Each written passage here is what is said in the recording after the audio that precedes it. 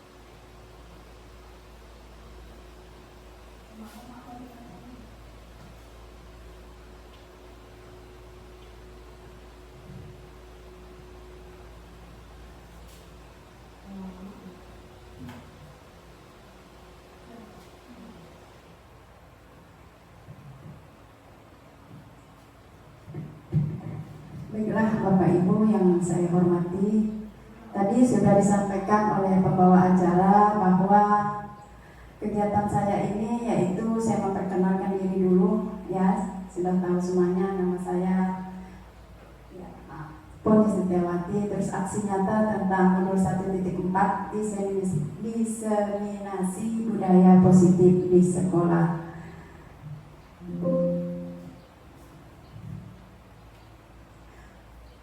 Di dalam modul ini ada konsep utama, yaitu ada 7 konsep utama. Yang pertama adalah perubahan paradigma belajar, yang kedua disiplin positif, yang ketiga kebutuhan dasar manusia, yang keempat adalah motivasi perilaku manusia, yang kelima posisi kontrol restitusi atau keyakinan kelas, dan ke-7 yaitu segitiga restitusi. Pertama, pembelajaran dengan paradigma baru. Pembelajaran dengan paradigma baru ini dirancang berdasarkan prinsip pembelajaran yang berdiferensiasi, sehingga setiap siswa belajar sesuai dengan kebutuhannya dari tahap perkembangan untuk mewujudkan profil pelajar Pancasila. Pembelajaran yang berdiferensiasi artinya pembelajaran yang berbeda, yang sesuai dengan kebutuhan siswa. Selama ini kita menyampaikan pembelajaran dengan cara yang lama, tidak mengelompokkan siswa sesuai dengan kebutuhannya. Jadi di dalam kurikulum Merdeka ini yang sedang kita jalankan, diharapkan pembelajaran kita dengan paradigma baru ini berubah, yaitu kita harus mengelompokkan siswa antara yang bisa, yang pandai dengan yang pandai, atau yang kurang bisa dengan yang kurang bisa, supaya kita bisa memberikan kebutuhan belajarnya agar apa yang kita sampaikan dapat diterima oleh anak-anak. Profil pelajar Pancasila sudah kita ketahui bersama, yaitu ada 6. Kan Bapak Ibu, ada yang bisa menyanyikan lagunya di sini, atau kita bernyanyi terlebih dahulu?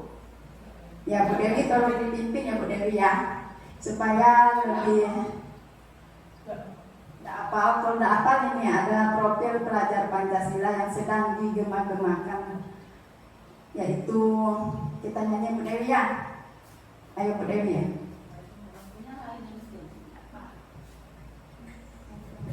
Oke, mari kita nyanyi sama-sama. Bu Dewi ya.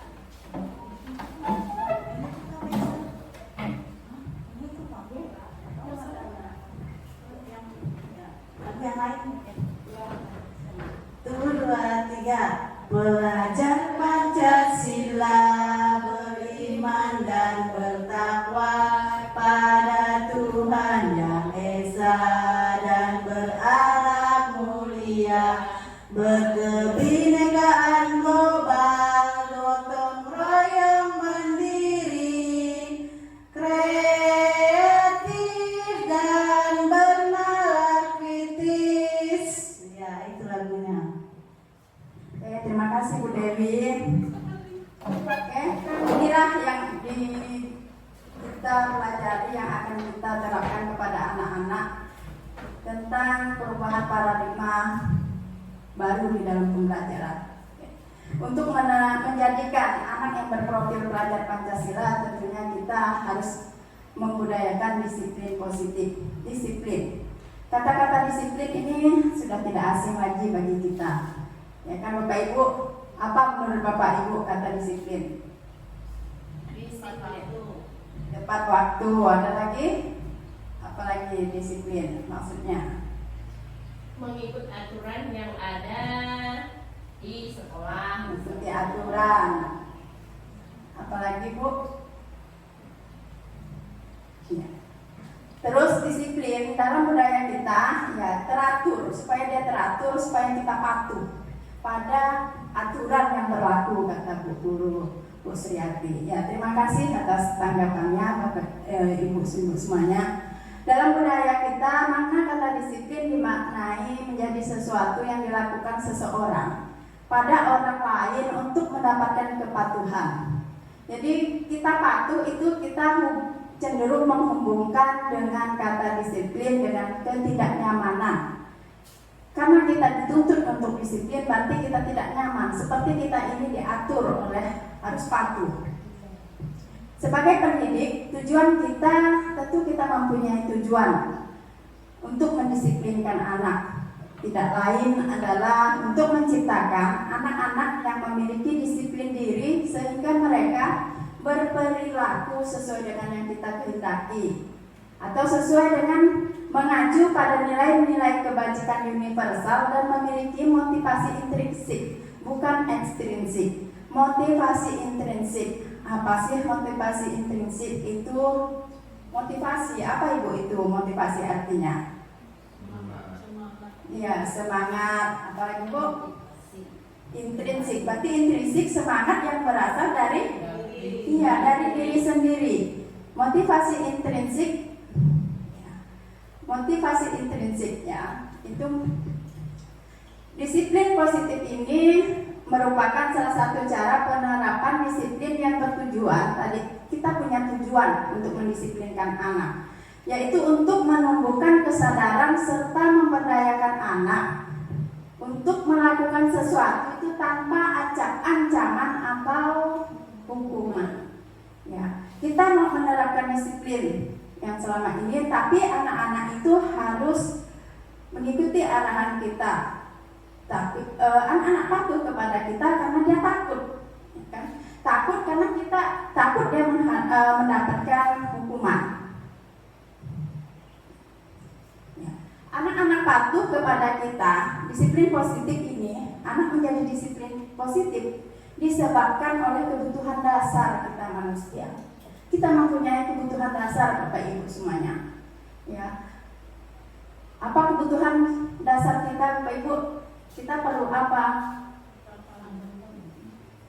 Kebutuhan dasar hidup kita setiap hari, kebutuhan pokok, seperti kebutuhan pokok. Ya, makan, minum. Kita perlu makan, kita perlu pakaian, ya kan? Bukan, kita perlu rumah. Untuk tempat tinggal itu adalah kebutuhan dasar kita yang bersifat tubuh, kebutuhan tubuh, fisiologis, kan? Bertahan hidup, kita melakukan itu karena kita ingin untuk bertahan hidup. Terus yang kebutuhan dasar yang manusia yang kedua adalah kasih sayang dan rasa diterima. Yang ketiga penguasaan. Yang keempat adalah kebebasan dan yang kelima adalah kesenangan.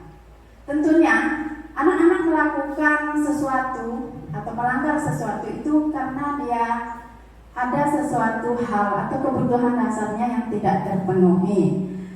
Setiap orang pasti butuh kasih sayang, kan Bapak Ibu semuanya, dan rasa diterima. Sama kita dengan di lingkungan sekolah kita juga seperti itu. Seperti yang diisi tadi kuesionernya, kalau nomor 1 sampai 10 itu yang paling besar adalah kita butuh kasih sayang dan rasa diterima.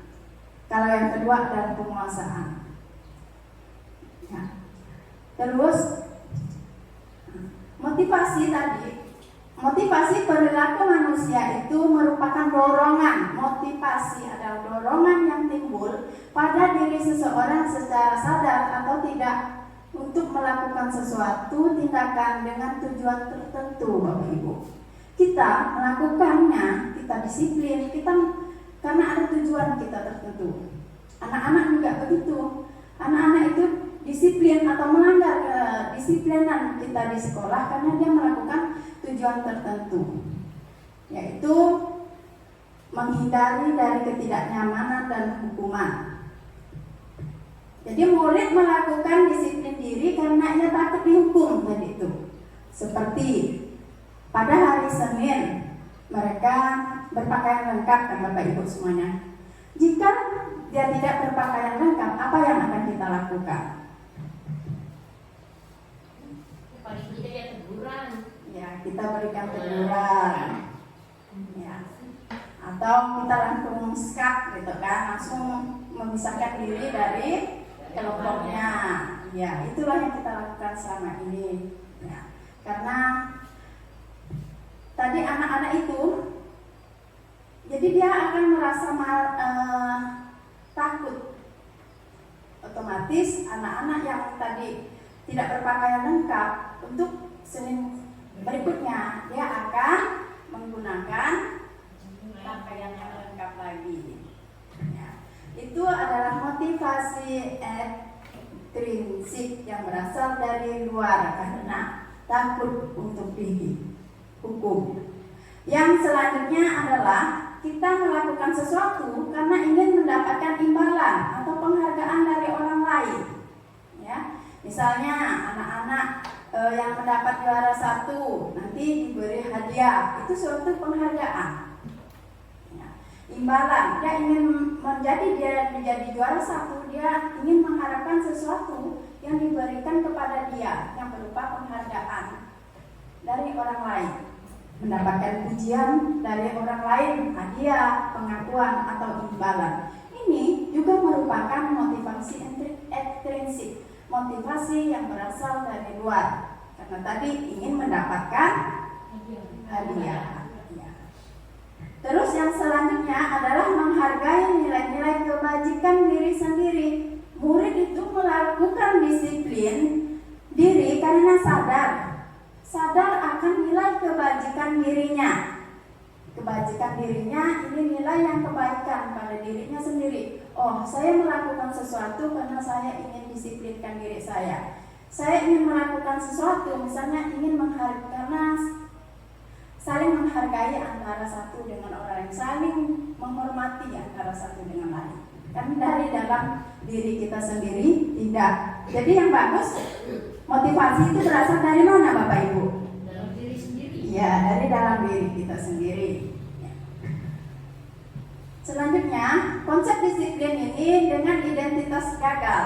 Ya, kita mendisiplinkan siswa dibilang gagal Bapak Ibu, karena tadi ada hukuman, kita memberikan hukuman, kita memberikan penghargaan, itu dibilang gagal.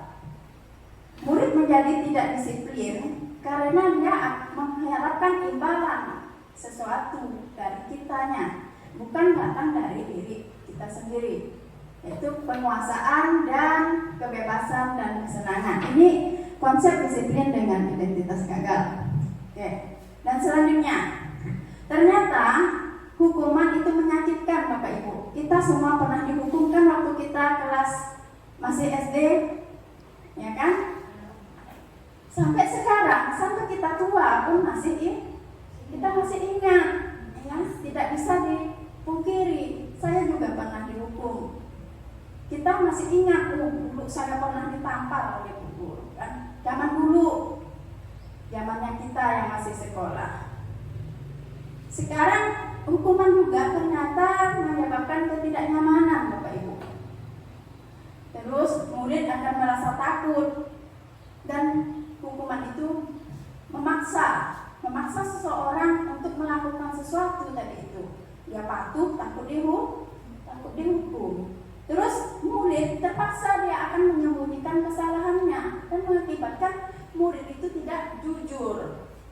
Karena dia berbohong, karena takut dia akan dihukum, akhirnya dia berbohong. Terus murid menjadi rendah diri, dikucilkan. Yolok teman misalnya kan, datang jika kita memanggil temannya di ruangan kita, ada yang menonton, akhirnya dia mungkin akan merasa malu. Itulah selama ini mungkin yang kita masih salah dalam mendisiplinkan peserta didik kita. Terus penghargaan, ternyata penghargaan juga tidak efektif Bapak Ibu untuk mendisiplinkan siswa. Ya, tidak efektif, merusak hubungan. Mengapa dia merusak hubungan? Ya. Cemburu sosial, benar Bu. Ada temannya yang dapat hadiah terus, dia jadi nanti minder, ya. Terus mematikan kreativitas Bapak Ibu. Ternyata penghargaan juga mematikan kreatif. Misalnya mematikan kreativitas begini, dia mendapat juara di dalam akademiknya saja. Dia tidak ingin lagi mengembangkan dirinya untuk mempelajari yang lainnya. Dia cuma cukup satu saja karena sudah diberi penghargaan tadi, hadiah, imbalan. Oke, kita menghukum dengan sistem ranking. Ya, ternyata kita memberi ranking kepada anak-anak itu, setelah saya mempelajari ini, rupanya ini termasuk hukuman, menghukum. Tadi yang Bu Rusmiati bilang, ya, karena tadi iri temannya, menjadi iri, merasa minder tadi. Sistem ranking kita masih berlakukan 1 sampai 3. Sedangkan kita boleh memberikan penghargaan kepada orang lain, kepada siswa. Kita menilai dengan kriteria. Di kurikulum Merdeka ini kita masih sulit untuk melepaskan diri dari memberikan sistem ranking kepada anak-anak. Nanti anak-anak menjadi tidak semangat katanya, karena tidak dapat hadiah buku. Ya, itu karena anak-anak masih. Jadi kita yang sebagai bu gurunya, pak gurunya, mau kemana memberikan pemahaman kepada anak-anak. Ya. Sistem ranking ini kita boleh memberikan anak-anak penghargaan disesuaikan dengan kriteria. Ada yang rajin disuruh, diperintah, ya kan Bapak Ibu? Ada yang diperintah, oke lanjut, dia berangkat, tak pernah dia mengeluh sama sekali, ya kan? Ada yang rajin absennya, tak pernah bolong selama 6 bulan dia bersekolah. Sebenarnya itulah penghargaan yang sesungguhnya kita berikan kepada anak-anak. Atau dinilai dari kerapiannya, ya, kerapian berpakaian lengkap setiap hari. Terus menghargai, merampas hak menghargai dirinya. Jadi penghargaan itu rupa-rupanya merampas hak untuk menghargai dirinya sendiri. Tadi dari motivasi intrinsik tadi, karena dia melakukan sesuatu bukan dari dalam dirinya sendiri, tapi untuk mengharapkan sesuatu, embel-embel lainnya, ya, imbalan. Nah, sedangkan ini adalah yang konsep disiplin dengan identitas sukses. Konsekuensi yaitu harus terjadi.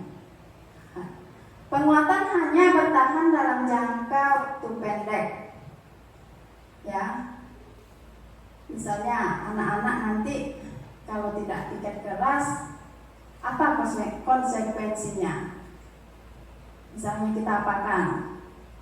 Atau kita cuma marah-marah, ya biasanya kita gitu, ya kan? Tidak dapat ya kita marah-marah, disuruh malas, nah gitu. Kata-kata yang sering kita keluarkan kepada anak-anak. Terus memerlukan monitoring dan supervisi terus-menerus dari guru. Ya. Dia menjadi disiplin kalau dipantau oleh guru. Kalau tidak dipantau atau dilihat oleh guru, dia akhirnya kembali ke sifat asalnya. Malas untuk melakukan sesuatu. Ada stimulus dan ada responnya. Murid menghormati peraturan. Ya, konsekuensinya tadi, kalau dia menghormati peraturan, menaati peraturan, patuh pada peraturan, konsekuensinya dia dikatakan anak yang baik, anak yang tidak pernah berontak di sekolah, atau anak yang disiplin. Terus kehilangan waktu untuk merenungi kesalahannya. Dia berbuat salah, kita tidak memberikan kesempatan kepada anak-anak mengapa dia berbuat salah begini. Kita tidak pernah menanyakan alasan. Terus yang dengan identitas sukses adalah restitusi. Dengan restitusi ini murid menjadi bertanggung jawab atas perilaku yang diambilnya. Misalnya dia tidak ada melaksanakan piket kelas, nanti dia sendiri yang merasakan dirinya bahwa aku harus datang pagi akan melaksanakan piket kelas. Karena dia sudah ada nilai kebajikan dalam dirinya tadi adalah tanggung jawab dan disiplin diri. Ingin kelasnya menjadi bersih dan karena bukan faktor lain atau bukan faktor hukuman. Terus fokus pada pemecahan masalahnya jangka panjang. Waktunya panjang, dia melakukan sesuatu itu, restitusi ini akan membekas pada dirinya sendiri, akan tertanam pada dirinya sendiri. Apabila dia tidak dikontrol, maka dia akan selalu melaksanakannya. Terus murid menghormati dirinya dan orang lain. Sudah pasti ini adalah kebaikan-kebaikan saja yang pada konsep disiplin dengan restitusi. Ya. Yang memegang kontrol itu adalah dirinya sendiri. Bapak Ibu, saya mau tanya, kalau kita dikontrol orang lain enak atau tidak? Ya, yang mengendalikan diri kita adalah diri kita sendiri. Jadi nilai kebajikan itu harus ada dalam diri kita sendiri. Tidak dikontrol oleh orang lain, memang merasa tidak enak. Siapapun itu. Terus murid-murid menjadi bersemangat dan memperbaiki kesadarannya. Dia melakukan salah, dia sendiri yang mencari jalan penyelesaiannya, kebaikan untuk dirinya, dia yang memikirkan sendiri. Kalau saya berbuat benar, baiknya untuk saya, bukan untuk orang lain. Konsep disiplin dengan pendekatan restitusi adalah sebuah cara menanamkan disiplin positif pada murid. Tadi restitusi, arti pengertian dari restitusi adalah proses menciptakan kondisi bagi murid untuk memperbaiki kesalahan mereka, sehingga mereka bisa kembali pada kelompok mereka dengan karakter yang lebih kuat. Menurut Gosen tahun 2004. Ciri-ciri restitusi yaitu bukan menembus kesalahan tetapi belajar dari kesalahan. Dia akan memperbaiki hubungan, sebuah tawaran tapi bukan paksaan. Kita menawarkan kepada anak apa yang akan dilakukannya dan apa yang akan setelah dia melakukannya bagi dirinya bermanfaat untuk apa bagi dirinya. Terus menuntun untuk melihat ke dalam dirinya sendiri, mencari kebutuhan dasar yang mendasari tindakan. Fokus pada karakter yang ditanamkan. Karakter itu apa ya Bu ya? Karakter siswa, kita selalu bilang karakter, sifat, tingkah laku atau perbuatan, karakter seseorang, ya, bukan pada tindakan. Menguatkan dan fokus pada solusi pemecahan masalah. Nah, perbedaannya begini. Ini ada contoh kasus jika siswa yang tidak tiket kelas, atau ada sesuatu kasus yang lain yang sering kita terjadi di lingkungan sekolah kita. Anak-anak suka mengolok orang lain, ya kan? Akhirnya menimbulkan suatu perkelahian. Ya, kita memberikan hukuman. Hukuman itu ada dua, Bapak Ibu, baik secara verbal maupun secara fisik. Tapi kita memberikan hukuman biasanya dengan cara apa itu? Verbal, ucapan yang sering kita lakukan. Kalau fisik sekarang sudah tidak boleh. Ya. Jadi hukuman ini ada dua, verbal dan fisik. Kalau fisik itu menampar, mencubit, memukul siswa. Tapi alhamdulillah kita di sini cuma dengan hukuman verbal.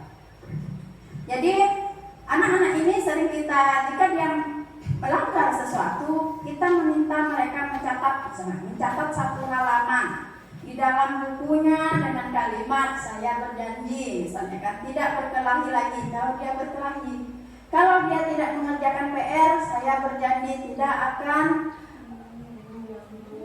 mengulangi, tidak mengerjakan PR, tidak mengulangi perbuatan saya lagi sampai habis satu halaman, ya Bapak Ibu.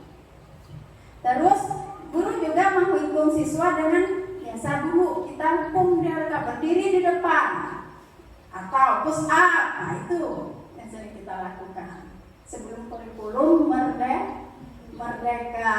Tapi alhamdulillah walaupun sekarang kita masih melakukan hukuman yang verbal, kita jarang lagi menghukum fisik siswa. Kita suruh anak-anak berlari keliling lapangan kamu 5 kali. Ya kan? Ya, saya paling sering melakukan hukuman. Ya, itu adalah perbuatan yang saya lakukan 7 Tujuannya tadi itu kembali ke tujuan awal untuk mendisiplinkan murid. Kita sekarang dilema. Kita menghukum siswa karena ada undang-undang HAM, ya. Tapi kita mencoba untuk melakukan disiplin positif kepada murid dengan hal-hal yang ucapan-ucapan yang baik, yang memotivasi siswa, bukan malah mematahkan semangatnya. Ya. Terus guru juga mengucapkan kata-kata kasar tadi, ya, menakut-nakuti sehingga murid menjadi takut. Kamu nanti kalau berkelahi lagi nanti dimasukkan ke kantor polisi, kata kita. Itu sebenarnya menakutin siswa dengan tujuan kita supaya anaknya tidak berkelahi lagi, ya. Atau nanti kamu kalau berkelahi lagi, ibu laporkan nanti ke orang tua kamu, mau? Nah, kan seperti itu, ya. Itu sebelum saya belajar itu pendidikan guru penggerak, ya, banyak sekali kita merubah mindset diri kita, ya Bapak Ibu, ya. Mungkin yang dulu egois, nah sekarang kita belajar untuk diri kita sendiri. Terus yang konsekuensinya nanti kalau murid tidak melaksanakan sesuatu yang melanggar yang telah kita tetapkan, konsekuensinya tadi kalau tidak piket, memerintahkan siswa nanti habis istirahat piket, ya, kan gitu. Nanti ada kata-kata yang konsekuensi yang lebih baik lah yang kita berikan kepada siswa tindakannya. Jadi tidak dengan menghukum siswa. Terus guru itu menjadi tegas dan siswa menghormati peraturan. Sedangkan kalau di restitusi, guru menanyakan keyakinan kelas dirinya dan membantu siswa menyelesaikan masalahnya. Terus guru menjadi terbuka dan siswa menghormati dirinya dan orang lain. Menanyakan keyakinan kelas, ya. Keyakinan kelas kita alhamdulillah belum dibuat, ya kan? Nanti saya harapkan supaya keyakinan kelas itu bisa kita terapkan. Kita ingin membuat apa sih di dalam lingkungan belajar kita? Tidak perlu panjang, Bapak Ibu, nanti akan dijelaskan di sini. Keyakinan kelas yang sesuatu yang bisa diterapkan di dalam kelas kita, yang menginginkan proses belajar mengajar itu menjadi tenang, menjadi tentram. Kita untuk membuat keyakinan kelas, dan ada di PMM juga bagaimana cara membuat keyakinan kelas. Ternyata di dalam menerapkan disiplin positif itu ada 5 posisi kontrol di dalam restitusi. Ya, 5 posisi kontrol di dalam restitusi adalah proses perjalanan seseorang pendidik agar dapat mengenali dirinya. Ya, 5 posisi kontrol ini dikembangkan oleh Ryan Dawson dan contoh penerapannya ada di sini. Nah, di sini saya mau nanya nih, ada 5 posisi kontrol kita nih. Yang manakah posisi kontrol yang kita laksanakan? Yang sering kita laksanakan. Iya. Kita sebagai paling banyak, ya, kita sebagai penghukum. Pembuat rasa bersalah ada 5, Bapak Ibu, ternyata di dalam modul yang saya pelajari ini. Kita sebagai guru ada 5 posisi kontrol kita. Sebagai penghukum, sebagai pembuat rasa bersalah, sebagai teman, sebagai pemantau, dan sebagai manajer. Dari kelima ini, yang paling baik yang mana, Bapak Ibu? Yang paling baik, yang paling tinggi. Iya, teman, manajer. Tapi yang paling baik adalah sebagai manajer. Kata manajer letaknya paling atas, ya, paling tinggi dan tuh. Oke. Tadi penghukum. Kita sebagai penghukum melakukan perkataan begini kepada murid kita: patuhi peraturan sekolah. Kalau tidak, nanti kamu, misalnya apa ya,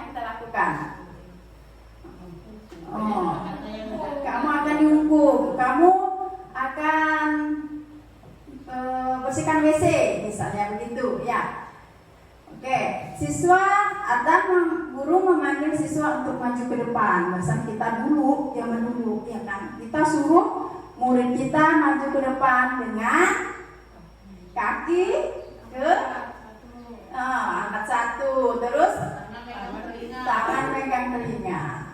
Ya. Itu adalah posisinya kita sebagai penghukum.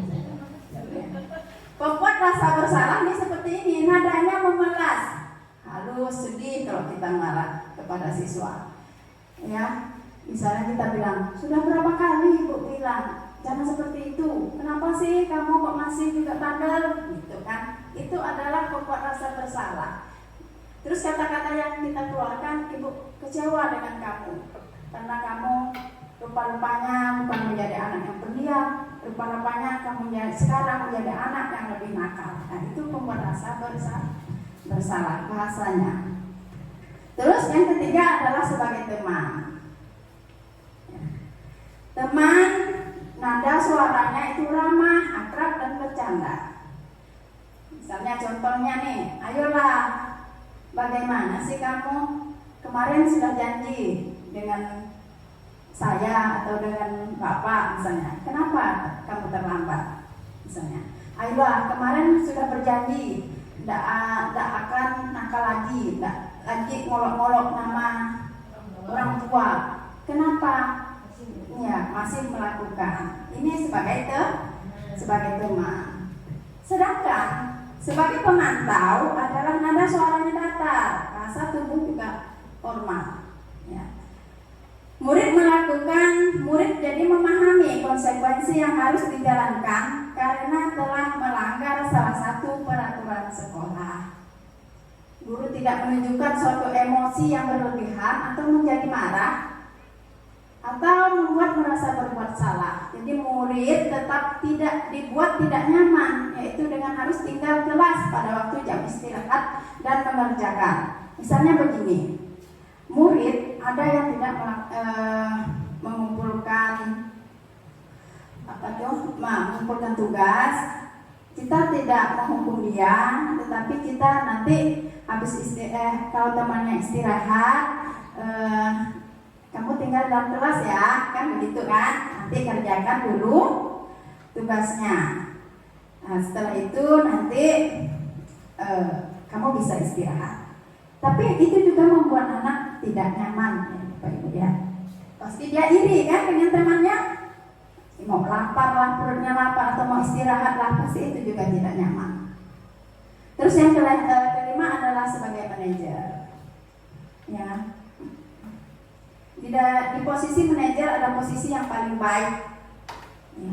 Jadi siswa itu memperbaiki dirinya sendiri, fokus ada pada si murid, bukan untuk membahagiakan guru atau orang tua. Dia cuma untuk dirinya sendiri aja. Murid sudah mengetahui adanya suatu masalah dan sesuatu yang perlu terjadi. Jadi bila guru mengambil posisi pemantau, guru akan melihat apa konsekuensi pada peraturannya. Namun pada posisi manajer, guru akan mengembalikan tanggung jawab pada murid untuk mencari jalan keluar permasalahannya, tentunya dengan bimbingan guru.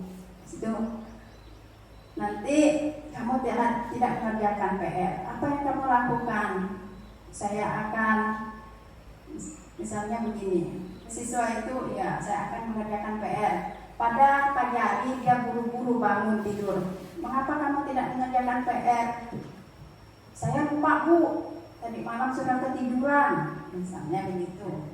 Terus apa yang akan kamu lakukan supaya tidak lupa atau mengerjakan PR setelah pulang sekolah? Itu nanti akan kita posisi kita sebagai manajer. Jadi yang pernah kita lakukan adalah yang sering kita lakukan ya, posisi kontrol kita di sebagai ada 5 tadi. Yang mana yang sering kita lakukan? Iya, yang nomor 1 pastinya. Saya juga seperti itu. Oke, tadi kenapa keyakinan kelas dan mengapa bukan peraturan kelas saja? Peraturan. Kalau kita peraturan itu membuat kita nyaman atau tidak, Bapak Ibu? Peraturan. Peraturan artinya peraturan kan yang harus kita ikuti, kita taati, harus patuh gitu kan. Itu membuat kita ketidaknyamanan. Terus sekarang seperti begini. Mengapa kita memiliki peraturan tentang penggunaan helm pada saat mengendarai kendaraan bermotor? Mengapa? Yang kedua, mengapa kita memiliki peraturan tentang penggunaan masker dan mencuci tangan setiap saat pada musim Covid dulu ya? Kita taat nih peraturan ini, ya kan? Kita juga kalau kita pergi kemana-mana, kita pasti menggunakan helm. Kita taat, kita patuh. Mengapa? Mengapa kita perlu mematuhi peraturan ini? Mengapa? Untuk yang nomor 1, takut cedera. Terus yang keduanya, biar mukanya tidak gosong. Aturan di jalan raya. Mengikuti peraturan di jalan raya. Tapi kita yakin itu mengikuti, tapi kita patuh kan, Bu? Kita tidak merasa terpaksa, ya kan? Karena tadi takut cedera, kita yakin di dalam diri kita bahwa dengan menggunakan helm kita akan akan selamat. Itu nilai keyakinan yang ada di dalam diri kita. Itulah nilai kebajikan. Kita tidak melakukan sesuatu itu tidak terpaksa. Iya, takut ditilang polisi. Itu yang eksternalnya, ya. Kalau internalnya tadi kita untuk keselamatan keselamatan diri tentunya, Bapak Ibu. Kita di jalan raya kan tidak tahu apa sesuatu hal yang terjadi. Selain faktor-faktor eksternal, juga ada faktor internal di dalam kita, motivasi dalam diri kita tadi itu. Terus tadi, mengapa kita harus menggunakan masker dan mencuci tangan? Untuk apa, Bapak Ibu? Ini kan peraturan yang membuat kita tidak nyaman, tapi kita patuh. Biar tidak ketularan penyakit demi kesehatan kita. Inilah yang dikatakan sebagai keyakinan kita. Kalau kita tidak menggunakan masker, kita takutnya nanti COVID, ya zaman ngetrennya COVID, kita takut kita tertular, karena kita sayang dengan diri kita sendiri. Iya, takut demi kesehatan tadi itu. Begitu juga dengan mengendarai kendaraan bermotor. Dengan menggunakan helm, kita yakin bahwa kita akan terhindar dari kecelakaan. Nah, ini dalam membuat keyakinan kelas, ya, kita pertama adalah berdiskusi tentang peraturan. Keyakinan kelas apa sih yang kita inginkan? Peraturan apa yang membuat anak-anak merasa nyaman? Peraturan itu diubah menjadi suatu keyakinan, bukan dia karena patuh, karena peraturan, tapi karena keyakinan di dalam dirinya bahwa dia melakukan sesuatu membuat dia merasa nyaman, merasa dirinya dihormati oleh orang lain. Itu. Terus merumuskan peraturan menjadi keyakinan tadi. Kita harus berdiskusi dulu dengan anak-anak. Anak-anak sekolah lingkungan kelas kita ini mau dibuat bagaimana ya? Apa impian kelas yang anak-anak inginkan? Seperti itu. Terus setelah kita merumuskan peraturan menjadi keyakinan, jangan panjang-panjang Pak Ibu ya. Keyakinan kelasnya itu nanti dibuat, terus kita tempelkan keyakinan di kelas, atau bisa kita tanda tangani. Nanti kita buat bannernya. Tapi itu harus dipatuhi oleh anak-anak, karena dia yang membuat keyakinan, dia harus sepakat. Tapi keyakinan itu sama dengan kesepakatan kelas gitu. Ya, keyakinan sama dengan kesepakatan kelas, keyakinan. Ya, jadi bagaimana pembentukan keyakinan kelas atau kesepakatan tadi? Kesepakatan, kita yakin dan kita sepakat. Lebih abstrak dari peraturan. Peraturan lebih abstrak berarti kan tidak kelihatan, ya kan? Abstrak tidak kelihatan ke abstrak itu. Nampak seperti tidak nampak, menggambarkan keseluruhannya yang kita inginkan. Apa Bu abstrak itu Bu? Nyata, abstrak. Tidak terlihat tapi nyata. Tidak terlihat itu abstrak, ya kan? Tidak terlihat tapi nyata, abstrak. Berupa pernyataan universal, umum. Kita buat pernyataan universal. Apa tuh universal? Umum. Dibuat dalam bentuk positif. Ya. Kalimatnya positif saja, Bu. Nilai kebajikan yang pada diri kita tadi itu, nilai-nilai kebajikan itu ada untuk saling, supaya kita saling menghormati antara satu dengan lain, kita supaya kita untuk disiplin karena timbul dari dalam diri kita sendiri tadi. Terus sedikit saja Pak, agar mudah diingat, tak perlu banyak-banyak Bapak Ibu. Misalnya keyakinan kelasnya nanti rapikan berdoa sebelum dan sesudah belajar, itu pasti Bapak Ibu kan.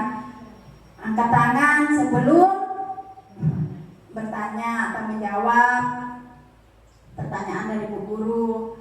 Nah itu bisa.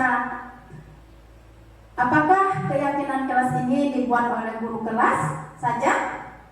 Bagaimana dengan guru mapel? Boleh atau tidak, Bu? Boleh. Ah, boleh ya. Kesepakatan guru agama, ya. Kelas dengan guru mapel, kesepakatannya ada. Ya. Kalau kesepakatan kelasnya itu gurunya yang buat terus dibacakan ke siswanya, nanti siswanya suruh naati, itu boleh nggak?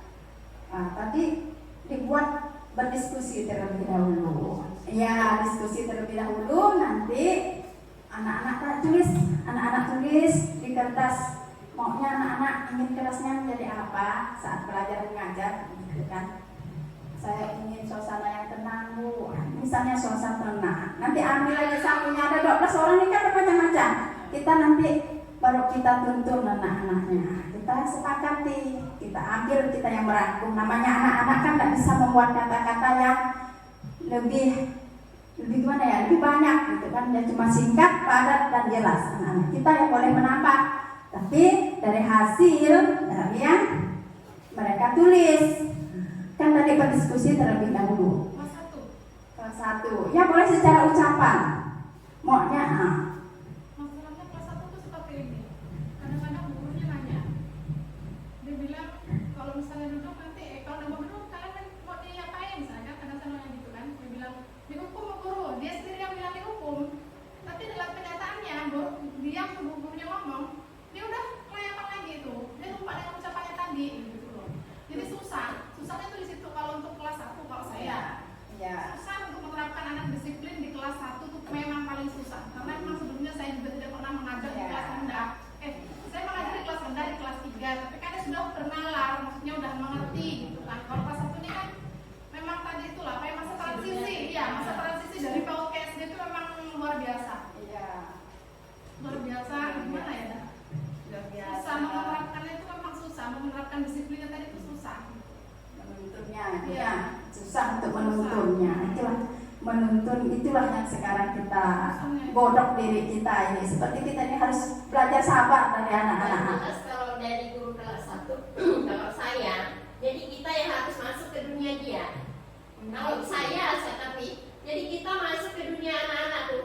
Ya gimana ya lakon dia dulu. Pokoknya kalau kita ngasih pelajaran di depan dia udah masih tuh.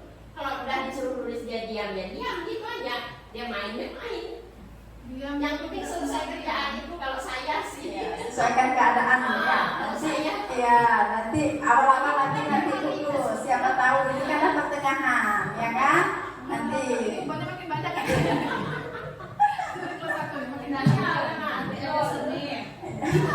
Alhamdulillah sekarang pandai baca. Alhamdulillah. Nanti kita awal tahun ya Bapak Ibu kita coba.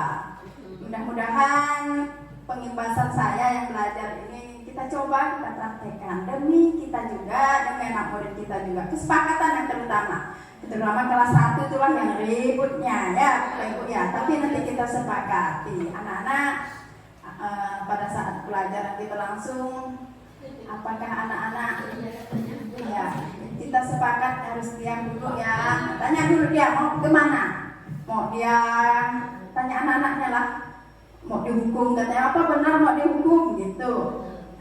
Sesuai dengan kondisi kelas dan sekolah agar lebih mudah diterapkan ya, sesuai dengan kelasnya. Kalau kelas rendah ya bagaimana, kira-kira cukup sedikit saja tapi dia mengena di hatinya gitu supaya dia disiplin. Terus semua warga sekolah atau kelas dilibatkan tadi saat membuatnya Bu Dewi. Jadi kita bukan guru yang menetapkan kesepakatan kelas, tapi siswa juga harus dilibatkan dengan kita berdiskusi dengan memberikan pancingan kepada anak-anak. Kelas kita ini mau dijadikan apa impian kelas anak-anak gitu. Anak-anak ingin apa gitu, dengan kelas kita.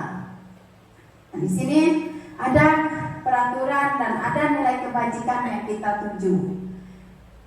Misalnya peraturannya begini, kembalikan barang ke tempatnya.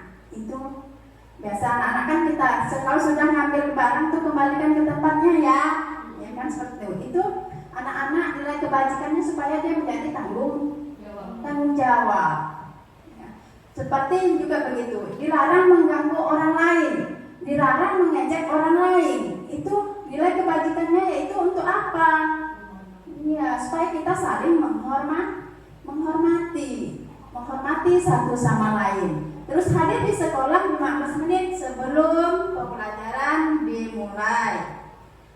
Ya, itu untuk menghormati orang lain juga dan berkomitmen, nilai kebajikan yang dituju. Dilarang melakukan kekerasan, menghormati orang lain dan keselamatan. Misalnya kalau anak-anak berkelahi di sini kan kita otomatis kita sebagai guru kan khawatir kan Bapak Ibu kan, nanti kalau kenapa-napa anak orang bagaimana? Sedangkan kita di sini lingkungan sekolah adalah masih tanggung jawab guru semuanya ya Bapak Ibu ya. Terus kita dilarang menggunakan narkoba. Mengapa kita meyakininya? Karena ada nilai kebajikan di situ Bapak Ibu. Yaitu untuk supaya kita sehat. Terus bergantian atau menunggu giliran itu antri. Kita budayakan antri katanya. Supaya itu sikap adalah yang kebajikan yang dituju adalah menghormati orang lain dan bersabar. Dilarang merokok. Kenapa kok dilarang merokok? Kan, itu kan hak saya biasa nih yang perokok nih. Ya, itu adalah nilai kebajikannya adalah supaya sehat rupanya tujuannya untuk kesehatan. Ya. Terus gunakan masker tadi, kesehatan juga dan keselamatan. Berjalan di kelas dan koridor tujuannya adalah untuk nilai kebajikan yang tuju adalah keselamatan dan keamanan. Sekarang segitiga restitusi Bapak Ibu. Kita mendisiplinkan membuat budaya positif ini adalah segitiga restitusi. Ya.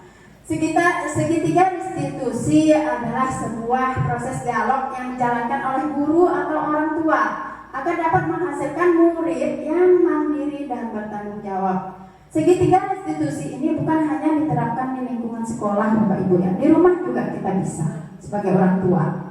Dan restitusi ini dikembangkan oleh pakar pendidikan yaitu Diana Gosen berlandaskan pada teori kontrol Dr. William Glasser.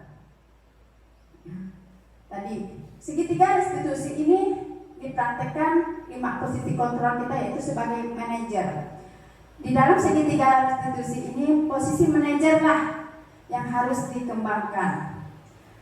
Ya, posisi kontrol yang paling tinggi yaitu motivasi intrinsik sehingga nilai-nilai kebajikan dapat tumbuh dan berkembang menjadi suatu kebiasaan positif yang akhirnya membentuk karakter murid. Ya. Jadi proses dialog ini terdiri dari 3 langkah yang digambarkan pada segitiga sisi pada segitiga restitusi. Nah, ini kita untuk mendisiplinkan siswa kita mengambil segitiga restitusi. Yaitu sisi yang pertama adalah menstabilkan identitas, yang kedua adalah menanyakan keyakinan, yang kedua adalah validasi tindakan yang salah, yang ketiga adalah menanyakan keyakinan kelas tadi yang kita buat. Di menstabilkan identitas perkataannya, nah, sisi yang pertama menstabilkan identitas berdasarkan prinsip membuat kesalahan adalah bagian dari proses pembelajaran.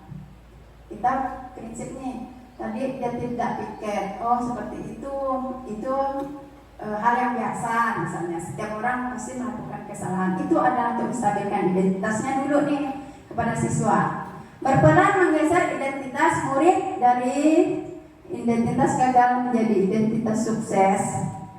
Sehingga murid yang sedang bertingkah laku yang tidak pantas atau menarik diri saat itu sedang mengalami identitas gagal, bila kita mengkritiknya maka posisinya tidak akan berubah. Yang ketiga yaitu jangan mengkritik murid yang sedang mengalami identitas gagal. Identitas gagal, kita biasa kalau ada murid salah makin kita salahkan lagi ya Bapak Ibu ya. Terus yang kedua, sisi kedua yaitu kita dengan identitas menstabilkan identitas ini kita bisa mengajukan pertanyaan. Membuat kesalahan itu sesuatu yang wajar. Kita bisa berkata-kata seperti itu. Terus manusia tidak ada yang sempurna pertanyaannya. Terus kita bisa memperbaiki masalah ini. Saya tidak mempertanyakan kesalahannya, saya lebih fokus bagaimana memperbaiki masalah ini. Apakah saat ini kamu sudah baik untuk dirimu sendiri? Inilah pertanyaan pada menstabilkan identitas. Yang kedua, sisi kedua adalah validasi tindakan yang salah. Memvalidasinya, berlandaskan prinsip setiap perilaku berupaya memenuhi kebutuhan tertentu. Siswa kita melakukan sesuatu itu tadi ada 5 kebutuhan dasarnya. Mungkin salah satu dari 5 kebutuhan dasarnya itu tidak terpenuhi. Misalnya kalau sudah tahu lonceng berbunyi, misalnya kan, Bu istirahat Kak, dia ingin diperhatikan oleh gurunya rupa-rupanya. Ia ingin mendapatkan perhatian kasih sayang dari gurunya. Ada juga anak yang nggak suka mengganggu temannya, sudah jahil kan, suka dan dibilang berulang-ulang masih juga rupanya dia juga butuh kasih sayang dari seorang guru, ingin cari perhatian. Terus guru akan menggeser dari pemikiran stimulus respon menjadi proaktif dalam mencoba untuk mengenali tujuan dari perilaku murid. Terus mengenali dan mengakui bahwa kebutuhan murid ini dapat memperbaiki hubungan dengan murid. Ini validasi tindakan yang salah. Nanti ada contoh yang telah saya praktekkan ya Pak Ibu. Pertanyaan-pertanyaan bisa disampaikan dengan nada suara tidak menghakimi atau memojokkan. Kita bisa mengajukan pertanyaan seperti ini. Jika kamu bertindak seperti ini, misalnya kan, kamu bisa saja bertindak lebih gegabah lagi dari ini kan, misalnya. Dia sudah melakukan kesalahan, tapi tidak kita pojokkan. Kita cuma memvalidasinya dengan mengajukan pertanyaan seperti ini. Kamu bukan melakukannya tanpa suatu alasan. Pasti adalah alasan tertentu. Kamu melakukannya karena mempertahankan sesuatu yang penting bagimu. Ya. Mereka tadi kan membuat salah karena ada salah satu dari 5 kebutuhan dasarnya yang tidak terpenuhi. Terus mungkin kamu bisa mempelajari suatu perilaku baru yang lebih efektif. Bersediakah kamu mempelajarinya? Itu pertanyaan yang kita ajukan kepada siswa. Terus ketiga, yaitu menanyakan keyakinan. Dari kontrol menyatakan bahwa pada dasarnya kita termotivasi secara intrinsik, secara yang motivasi dorongan yang ada dari diri sendiri. Saat perilaku telah divalidasi dan identitas sukses telah stabil, maka murid telah siap mengaitkannya dengan keyakinannya, dengan tindakannya. Kita bisa mengajukan pertanyaan seperti ini. Sebagai keluarga atau kelas yang kita yakini, apa ini? Keyakinan kelas tadinya dibuat nih Bapak Ibu, kita kembalikan lagi kepada anak-anak. Jika dia melanggar sesuatu atau melanggar keyakinan kelas yang telah dibuatnya, nilai-nilai apa yang telah kita sepakati? Seperti apa gambaran sebuah kelas yang ideal bagi kamu? Kamu ingin menjadi orang seperti apa? Kita tanyakan kepada anak-anak. Ya. Jadi hal-hal yang perlu diperhatikan dalam segitiga restitusi adalah tadi dikaitkan dengan nilai-nilai atau keyakinan-keyakinan yang telah kita sepakati. Yang kedua adalah kesediaan muridnya tadi itu. Orang yang telah melakukan kesalahan, kesediaannya untuk memperbaiki masalahnya. Terus kita mencari pemecahan masalahnya dan usaha dari siswa untuk memperbaikinya itu apa. Dikaitkan juga dengan waktu dari pihak yang berbuat kesalahan dan tanyakan kapan mulai diberlakukan usahanya untuk memperbaiki masalah. Terus, dengan memahami struktur penerapan segitiga restitusi, diharapkan guru dapat menerapkan posisinya sebagai manajer yang lebih baik. Dengan mengajukan pertanyaan-pertanyaan yang bermakna dan membuat murid menjadi lebih percaya diri, bertanggung jawab, dan mandiri. Terus, struktur penerapan segitiga restitusi ini dijalankan tergantung dari dengan beratnya permasalahan yang dihadapi dan tidak perlu menjalankannya secara berurutan. Tidak juga harus berurutan Bapak Ibu ya. Kalau terlalu berat, misalnya masalahnya panjang, kita tidak ada 3 kan tadi kan? 3 segitiga restitusi itu kita tadi yang pertama menstabilkan identitasnya dulu, tadi validasinya ada 3 tadi yang telah kita pelajari. Dengan menerapkan segitiga restitusi, dengan mengajukan pertanyaan-pertanyaan bermakna, diharapkan murid itu menjadi kuat bagi dirinya sendiri, dapat membuka wawasan murid agar dapat menyelesaikan masalahnya sendiri, semakin percaya diri dan mandiri. Ini adalah contoh penerapan segitiga restitusi yang telah saya buat Bapak Ibu untuk kegiatan demonstrasi saya, demonstrasi kontekstual dari modul yang telah saya pelajari ini, yaitu tentang budaya positif. Oke, kita akan dengarkan bersama-sama Bapak Ibu ya. Pagi Rafael, Ibu. Hari ini Ibu lihat kelas kita masih kotor. Apakah beli sapu? Ya Bu, karena saya hari ini bawa pagi. Oh begitu, apa? Setiap orang pasti pernah melakukan kesalahan ini. Seperti hari Rabu kemarin, ada kan temannya yang terlambat? Ya, Ibu kan? Ya Bu, tapi saya malu jika saya dihukum di kelas Bu. Tidak apa-apa, kamu melakukan kesalahan ini pasti ada alasannya kan? Iya Bu, tadi saya bangun terlambat karena main game sampai bulan. Jadi saya hadir ke sekolah 5 menit lagi lonceng guru Ibu. Jadi saya baru nyapu. Nah, Rafael, berarti sudah bagus. Itu sudah melaksanakan tiket kelas.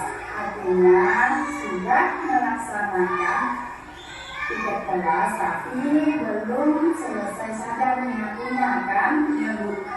Nah, berarti tadi Rafael sudah tepat gagal sebelum lonceng berbunyi. Nah, sekarang kita lihat lagi Rafael. Tiket kelas itu belum selesai melaksanakannya sehingga kelas masih tampak kotor. Kira-kira ada apa Rafael tadi melanggar keyakinan kelas atau tidak? Ya Bu, saya melanggar. Keyakinan kelas apa yang sudah Rafael langgar? Saya tidak bisa menjawab. Nah, Rafael, tahu kan kira-kira waktu itu penting atau tidak menurut kamu? Penting. Oke, kalau begitu, kalau tahu itu penting, apa tindakan ke depannya? Saya akan tidur lebih awal dan tidak bermain game sampai malam. Supaya apa? Supaya agar datang ke sekolah lebih pagi. Baiklah, jadi kalau Rafael sudah memperbaikinya, Rafael ingin menjadi orang seperti apa? Saya akan menjadi orang yang disiplin. Baiklah, kalau seperti itu sekarang silakan masuk ke ruang kelas dan siap-siap untuk mengikuti pelajaran. Nah, ya Bu, baiklah, seperti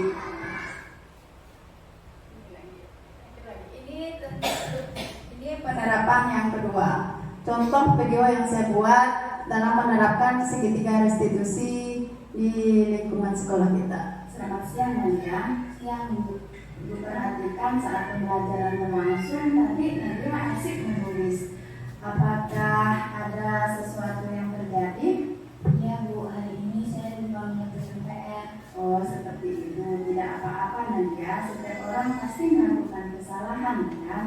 Seperti pada hari Senin kemarin, ada kan temannya yang tidak mengerjakan PR?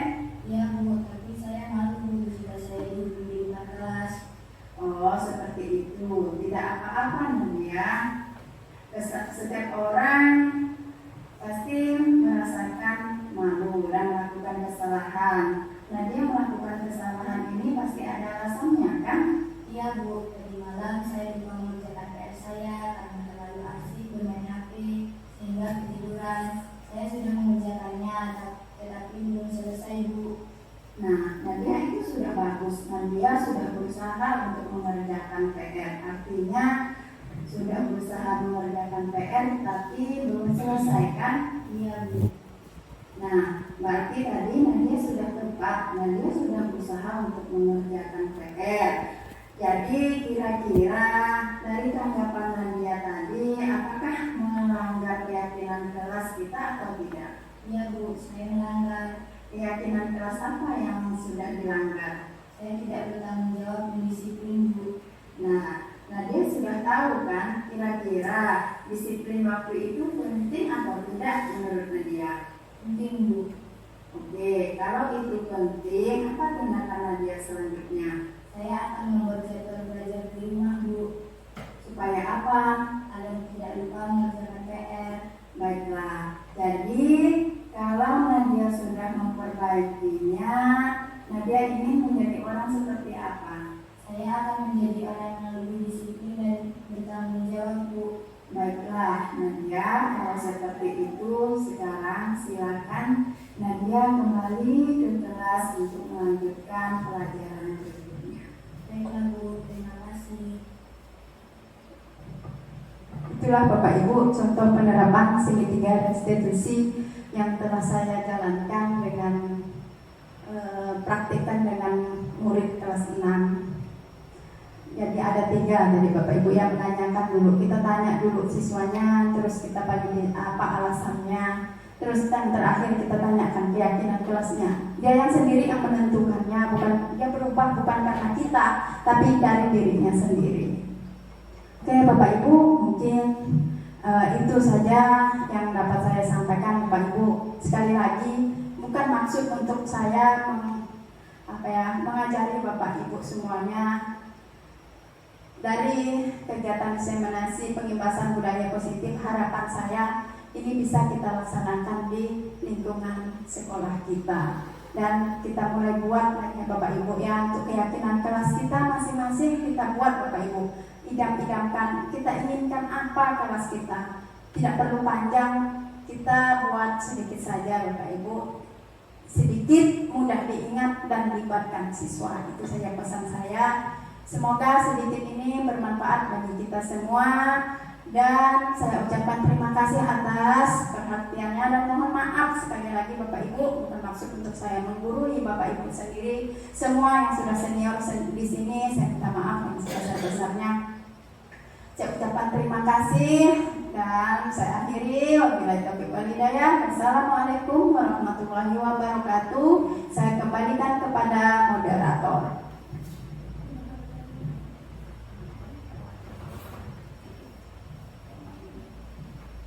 Terima kasih kepada Bu Poni Setiawati yang telah memaparkan materi pada siang hari ini.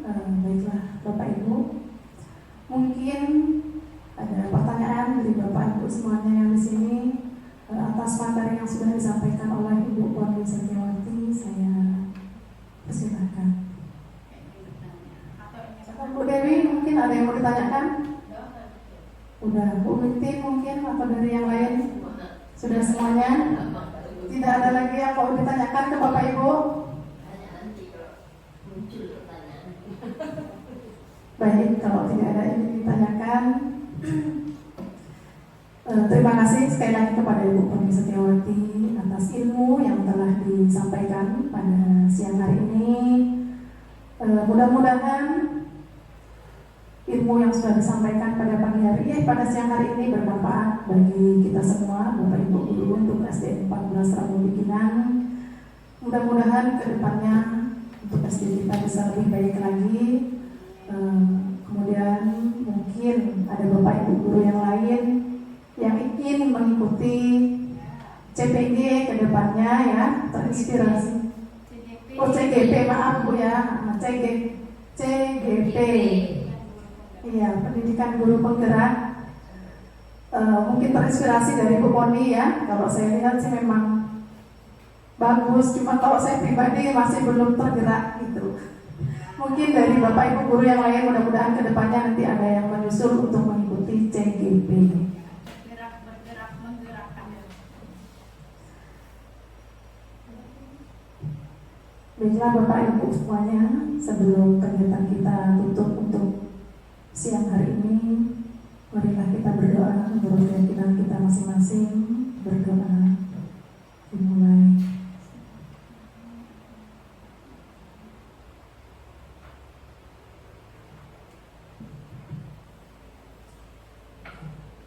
Baiklah Bapak Ibu guru semuanya di sini,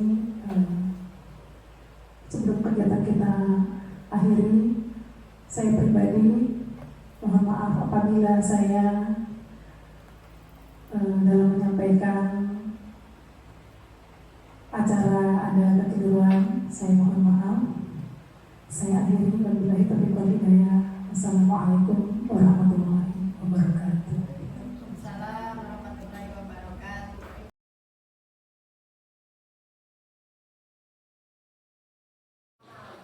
Assalamualaikum warahmatullahi wabarakatuh. Perkenalkan, nama saya Suryati, guru SDN 14 Romo Duginang, di mana kami telah mengadakan kegiatan atau mengikuti refleksi nyata dari guru penggerak yang telah disampaikan oleh Ibu Poni Setiawati, di mana kami sangat senang sekali dalam mengikuti kegiatan ini. Kami mendapat ilmu yang lebih baik lagi untuk kedepannya, karena penyampaian dari Ibu Poni Setiawati sangat bagus ya menurut kami sendirilah, karena selama ini di dalam kegiatan proses belajar mengajar masih banyak hal-hal yang kurang yang jauh dari apa yang disampaikan beliau tadi. Mudah-mudahan kedepannya kami lebih baik lagi menghadapi murid-murid, menghadapi lingkungan sekolah, menghadapi di dalam rumah tangga dan di dalam masyarakat. Hanya itu yang bisa kami sampaikan. Pokoknya kami merasa sangat senang dengan adanya guru penggerak di sekolah kami. Mudah-mudahan beliau lebih lancar dan lebih baik lagi untuk kedepannya. Dan saya akhiri. Assalamualaikum warahmatullahi wabarakatuh. Assalamualaikum warahmatullahi wabarakatuh. Perkenalkan, nama saya Rusmiati, guru SDN 14 Romo Duginang, di mana kami telah mengikuti refleksi aksi nyata dari guru penggerak dari Bu Poni Setiawati. Alhamdulillah, saya sangat senang sekali mengikuti kegiatan ini karena dapat menambah ilmu, pengetahuan di dalam dunia pendidikan, terutama untuk diri saya sendiri dan untuk kemajuan SDN 14 Romo Duginang. Mudah-mudahan kedepannya bisa lebih baik lagi, lebih maju lagi dengan adanya guru penggerak di SD kami. Demikian yang dapat saya sampaikan, kurang lebihnya saya mohon maaf. Saya akhiri. Assalamualaikum warahmatullahi wabarakatuh.